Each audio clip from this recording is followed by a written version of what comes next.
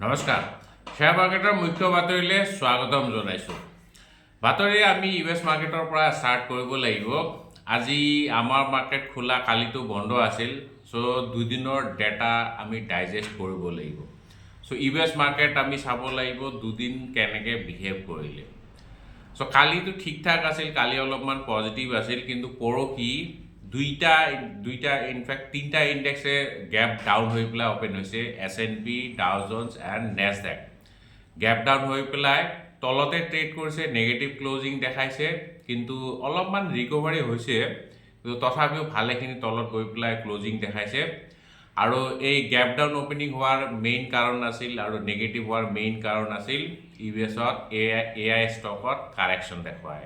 AI stock kind of crash হৈছিলে। কাৰণ কি? কাৰণ চাইকন এছেট মেনেজমেণ্ট কোম্পানী, ইউএছৰ এটা ডাঙৰ এছেট মেনেজমেণ্ট কোম্পানী হয়, তাৰে মাইকেল বাৰী এজন ভাল এছেট মেনেজাৰ হয়। তেখেতে কৈছে যে এআই ষ্টক বহুত অভাৰবট হৈ আছে, এইটো কাইণ্ড অফ বাবল হৈ আছে, গতিকে তেওঁলোকে শ্বৰ্ট কৰিছে। এআই ষ্টকত তেওঁলোকে শ্বৰ্ট কৰিছে। শ্বৰ্ট মানেতো গমেই পায়, তাৰমানে তেওঁলোকে দে আৰ ন' মোৰ বুলিছ অন এআই ষ্টকছ। মানে এতিয়া ভাবি আছে যে এআই ষ্টকৰ যোনটো ৰেলী চলিলে, বিশেষকৈ এনভিডিয়া যদি আপুনি চায়, 5 ট্ৰিলিয়ন মাৰ্কেট কেপৰ কোম্পানী হৈছে ৱৰ্ল্ডৰ ভিতৰত। এটাই কোম্পানী যোনে 5 ট্ৰিলিয়ন মাৰ্কেট কেপৰ মানে হকদাৰ হৈছে আৰু। চ' এইটো মেইনলি হোৱাৰ কাৰণ আছিল এআই ষ্টকৰ ৰেলী। আৰু তেখেতৰ মতে, মাইকেল বাৰীৰ মতে, এতিয়া আৰু এআই ষ্টক নাযায়, এতিয়া এআই ষ্টক মানে বাবুলত আছে, এতিয়া বাবুলটো বাষ্ট হ'বলৈ গৈ আছে। চ' সেইকাৰণে এআই ষ্টকততো ভালেখিনি কাৰেকশ্যন দেখাইছে, এনভিডিয়া, পেলেণ্টিয়াৰ, আৰু সেইকাৰণে ইউএছ মাৰ্কেটত অলপমান প্ৰফিট বুকিং দেখা গৈছে পৰহি, বিশেষকৈ টিউজডে। ঠিক আছে, টিউজডে নহয়, আজিতো বুধবাৰ, অ'কে, মানে মানডে। কালি অলপমান ৰিকভাৰ হৈছে ইউএছ মাৰ্কেট। কালি নেছডেক 0.65% মান ওপৰত গৈ পেলাই বন্ধ হৈছে। এইপিনে ডাও জোন্স 0.5% মান ওপৰত, আৰু S&Pও পজিটিভ ক্লজিং দেখাইছে 0.3% মান ওপৰত। আৰু এতিয়া কিন্তু US index futures, Nasdaq, Dow Jones অলপ নেগেটিভ জোনত ট্ৰেড কৰি আছে, 0.3-0.4% মান তলত ট্ৰেড কৰি আছে। এছিয়ান বজাৰ অলপমান পজিটিভ হয়। এছিয়াত বিশেষকৈ নিকে এতিয়া 1% মান ওপৰতে ট্ৰেড কৰি আছে। চ' লাগিছে আমাৰ মাৰ্কেটে অলপ পজিটিভ কিউজ লৈ লৈছে। পৰহিৰ যোনটো কাৰেকশ্যন আছিল, সেইটো মোৰ লাগিছে মাৰ্কেটে অলৰেডি ডিছকাউণ্ট কৰি পেলাই এতিয়া কালিৰ পজিটিভ কিউজটো লৈ লৈছে। গতিকে এতিয়া নিফটিটো 30 পইণ্টছৰ গেপ আপ অপেনিং ইণ্ডিকেট কৰি আছে। একচুৱেলি মাৰ্কেট বাঢ়িবলৈ তেনেকুৱা একো ট্ৰিগাৰ নাই, সেইটো কাৰণে মাৰ্কেট কনচলিডেট কৰি আছে। আপোনালোকে যদি দেখিছে কেইদিনমান জুৰি আমাৰ মাৰ্কেট বেছি বাঢ়িব পৰা নাই। ইনফেক্ট মাৰ্কেট অলপমান কাৰেকশ্যনে দেখাই আছে, কিন্তু এইটো কাৰেকশ্যন হ'লেও তেনেকুৱা এটা সাংঘাতিক কাৰেকশ্যন নহয়, লাহে লাহে মাৰ্কেট তললৈ নামি আছে। মোৰ লাগিছে অলপ চাগে কনচলিডেট কৰিব এইটো লেভেলত। নিফটিৰ কাৰণে 25,500টো ইম্পৰ্টেণ্ট এটা ছাপৰ্ট হয়, সেইটো চাইক'লজিকেল লেভেল হয়। এইটোৰ ওপৰত যেতিয়ালৈকে হোল্ড কৰি আছে, তেতিয়ালৈকে মাৰ্কেটটো তললৈ যাব নালাগে। আৰু ওপৰ পিনে 26,100 ষ্ট্ৰং ৰেজিষ্টেঞ্চ জ'ন হয়। চ' সেইটো লেভেল ব্ৰেক নকৰালৈকে মাৰ্কেট চাগে মোৰ লাগিছে অলপ কনচলিডেটেড কৰি থাকিব। আৰু ডেটা যদি চাই, পৰহি FI অলপমান ষ্টক বিক্ৰী কৰিছে, তেওঁলোকে প্ৰফিট বুকিং কৰিছে 1,070 crores মানৰ তেওঁলোকে ষ্টক বিক্ৰী কৰিছে। DI এগেইন বাই কৰিছে 1,203 crores ষ্টক তেওঁলোকে বাই কৰিছে। এইপিনে গ'ল্ড চিলভাৰৰ প্ৰাইচটো চাব লাগিব। প্ৰেচিয়াছ মেটেল অলপমান কনচলিডেটিং মুডত আছে। ইনফেক্ট পৰহি গ'ল্ড আৰু চিলভাৰ কাৰেকশ্যনে দেখাইছে, ভালেখিনি কাৰেকশ্যন দেখাইছে। এতিয়া গ'ল্ড 1,20,522ত ক্লজিং দেখাইছে, আৰু চিলভাৰ 1,47,321 ক্লজিং দেখাইছে। চ' মোৰ লাগিছে গ'ল্ড আৰু চিলভাৰৰ এতিয়া কনচলিডেটিং মুডত আছে। ওপৰৰ পৰা অলপমান কাৰেকশ্যন দি পেলাই এতিয়া কাৰেকশ্যনৰ নাম শুনাৰ লগে লগে কাৰেণ্টটো গুচি গ'ল যিয়ে নহওক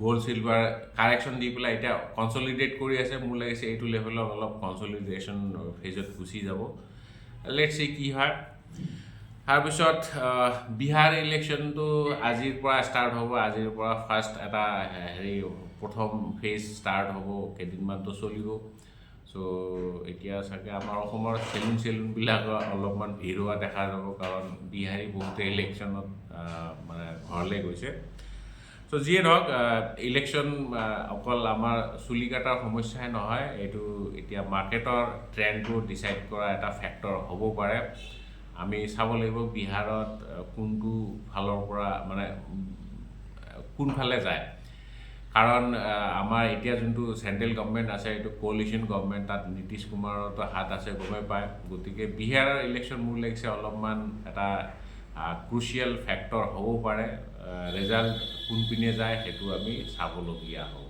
ঠিক আছে চ' যিয়ে নহওক এতিয়া অলপমান আমি ষ্টক স্পেচিফিক নিউজ চাম আচ্ছা তাৰ আগতে এতিয়াতো ডাঙৰ কেইটামান IPO অ'পেন হৈ আছে কেইটামান ক্লজিঙো হ'ল আৰু আজি অৰ্কলাৰ যোনটো IPO আছিল সেইটো আজি লিষ্ট হ'বলৈ গৈ আছে 49 টাইমছ ছাবস্ক্ৰিপশ্যন হৈছিলে আজি লিষ্ট হ'ব মোৰ লাগিছে অলপমান 10-15% মান প্ৰিমিয়ামত হয়তো লিষ্ট হ'ব লাগে লেটছ চি কি হয় চ' ষ্টক স্পেচিফিক নিউজৰ ভিতৰত গাৰ্ডেন ৰিচ শ্বিপ বিল্ডাৰ এইটো ষ্টক চাব লাগিব কাৰণ কালি আৰ্নিংছ ওলাইছে কোম্পানীটো বিৰাটেই ধুনীয়া ৰিজাল্ট ৰেভিনিউ 46% মান বৃদ্ধি পাইছে ইয়াৰ অন ইয়াৰ এবিটা যোৱা বছৰ আছিল 69 ক্ৰ'ৰ সেইটো এতিয়া বৃদ্ধি পাই পেলাই 156 ক্ৰ'ৰ ভালেখিনি গ্ৰ'থ দেখা গৈছে মানে দুগুণতকৈ বেছি হৈছে নেট প্ৰফিট 57% বৃদ্ধি পাইছে 98 ক্ৰ'ৰ্ছৰ পৰা 154 ক্ৰ'ৰ হৈছে বিৰাটেই ধুনীয়া result Mahindra and Mahindra result পৰহিয়ে ওলাইছে পৰহি ডিউৰিং দ্য মাৰ্কেটে অলৰেডি ডিছকাউণ্ট কৰিছে বাট মোৰ লাগিছে ৰেলী চাগে কণ্টিনিউ হ'ব কাৰণ ৰিজাল্ট ভাল আহিছে ৰেভিনিউ 21% বৃদ্ধি পাইছে ইয়াৰ অন ইয়াৰ আৰু এবিটা 23% নেট প্ৰফিট 18% বাঢ়িছে আৰু 18% বাঢ়িছে মানে যোৱাবাৰ আছিল 3,841 ক্ৰ'ৰ্ছ এতিয়া 4,521 ক্ৰ'ৰ্ছ হৈছে আৰু SUV মাৰ্কেট শ্বেয়াৰ তেওঁলোকৰ অলপ বৃদ্ধি পাইছে এতিয়া 25.7%ৰ মাৰ্কেট শ্বেয়াৰ SUV আমাৰ ইণ্ডিয়াত যোনটো SUV মাৰ্কেট আছে স্পৰ্টছ ইউটিলিটি ভেহিকেল তাৰে এতিয়া মাৰ্কেট শ্বেয়াৰ অলপমান বৃদ্ধি পাইছে 390 বেচিছ পইণ্ট মানে ক'বলৈ গ'লে প্ৰায় 4% মান মাৰ্কেট শ্বেয়াৰ বৃদ্ধি পাইছে মাৰ্কেট শ্বেয়াৰ বৃদ্ধি পোৱা এইটো এটা বহুত ডাঙৰ নিউজ বুলিয়ে ক'ব পাৰে কিমানখিনি মাৰ্কেট তেওঁলোকে কেপচাৰ কৰিব পাৰিছে চ' এইটো বহুত পজিটিভ মহিন্দ্ৰা এণ্ড মহিন্দ্ৰাৰ কাৰণে ইণ্টাৰগ্লোব এভিয়েশ্যন গমেই পাইছে ইণ্ডিগো ৰিজাল্ট বহুত বেয়া ৰেভিনিউ যদিও বাঢ়িছে 9.3% এবিটা 64% মান বৃদ্ধি হ্ৰাস পাইছে আৰু তেওঁলোকতো লছ মেকিং কোম্পানী হয় কিন্তু যোৱাবাৰ লছ আছিল 989 ক্ৰ'ৰ্ছ এইটো বৃদ্ধি পাইছে মানে লছটো বৃদ্ধি পাইছে 2,582 ক্ৰ'ৰ্ছৰ লছ তাৰপিছত নোভামা ৱেল্থ অলপমান ৰিজাল্ট ভাল আচ্ছা ৰিজাল্ট নহয় দেই এইটো কোম্পানীৰ শ্বেয়াৰ প্ৰাইচটো জানে নোভামা অলপ কষ্টলি ষ্টক হয় আই থিংক 7,000 মানৰ ষ্টক হয় নি এইটো কোম্পানীৰ বোৰ্ডে ষ্টক স্প্লিট মানে অনুমতি দিছে এতিয়া স্প্লিট কৰিব ভাগ কৰিব মানে ফেচ ভেলু 10 টকাৰ পৰা 2 টকা কৰিব 5:1 ৰেচিঅ'ত মানে 1:5 ৰেচিঅ'ত মানে এটা শ্বেয়াৰ 5 ভাগ কৰিব আৰু কোম্পানীটোৱে ডিভিডেণ্ড ডিক্লেয়াৰ কৰিছে 70 rupees পাৰ শ্বেয়াৰ ৰেকৰ্ড ডেট হ'ল 11 নৱেম্বৰ পেটিএমৰ ৰিজাল্ট ডিছএপইণ্টিং হয় ভালেখিনি ডিছএপইণ্টিং হয় এইটোতো নিউ এজ কোম্পানী ৰাইজে ইয়াত অলৰেডি বহুত মানুহে লছ খাইছে যেতিয়াৰ পৰা লিষ্ট হৈছে এতিয়া অলপমান ৰেলী কৰিছে যদিও ৰিজাল্ট ইমান ঠিক নহয় ৰেভিনিউ শ্লাইটলি বাঢ়িছে 7.5%ৰ গ্ৰ'থ দেখা গৈছে কোৱাৰ্টাৰ অন কোৱাৰ্টাৰ এবিটা 9.6% বৃদ্ধি পাইছে 96% বৃদ্ধি পাইছে কিন্তু নেট প্ৰফিট 83% হ্ৰাস পাইছে এইটো বহুত বেয়া নিউজ বুলি ক'ব লাগিব বেয়া আৰ্নিংছ বুলি ক'ব লাগিব মানে আল্টিমেটলি কোম্পানীৰ হাতত মানে পইচা অহা নাই নেট প্ৰফিটটো নেট মানে এমাউণ্ট জিৰ' চ' যোৱা কোৱাৰ্টাৰ আছিল 123 crore সেইটো এতিয়া হ্ৰাস পাই পেলাই অনলি 21 crores প্ৰফিট বহুত ডিসএপয়েন্টিং ৰিজাল্ট হয় NSE নেশ্যনেল ষ্টক এক্সচেঞ্জ এইটো যদিও এটা লিষ্টেড কোম্পানী নহয় এইটো বহুত হাইপত আছে NSE IPO ওলাবলৈ গৈ আছে কিছুমানে হয়তো pre IPO in the sense মানে আনলিষ্টেড ষ্টকত অলৰেডি মানে বিনিয়োগ কৰিম বুলি ভাবিও থৈছে চ' সেইটো কাৰণে মই বোলো ইয়াৰ ৰিজাল্টটো আপোনালোকক জনোৱা ভাল হ'ব NSE ৰেভিনিউ 9% ডিক্লাইন হৈছে কোৱাৰ্টাৰ অন কোৱাৰ্টাৰ EBITDA 53% হ্ৰাস পাইছে আৰু নেট প্ৰফিট 28% চ' যোৱা কোৱাৰ্টাৰ 2924 crores প্ৰফিট আছিল সেইটো এতিয়া হ্ৰাস পাই পেলাই 2098 crores প্ৰফিট হৈছে চ' ৰিজাল্ট চাৰিওফালৰ পৰা অলপমান বেয়াই মানে টপ লাইন বটম লাইন চবফালে মিডল লাইন চবফালে মানে বেয়া বুলিয়ে ক'ব লাগে চ' সেইকাৰণে NSE মই বোলো যদি কোনোবাই ভাবি আছে IPO এবাৰ লিষ্ট হ'বলৈ দিয়ক তাৰপিছত হেৰি কৰিব কিন্তু মোৰ লাগিছে এতিয়া হেৰি কৰিব নালাগে মানে আনলিষ্টেড ষ্টক বাই কৰিব নালাগে আৰু আচ্ছা আৰু এটা কোম্পানী লাষ্ট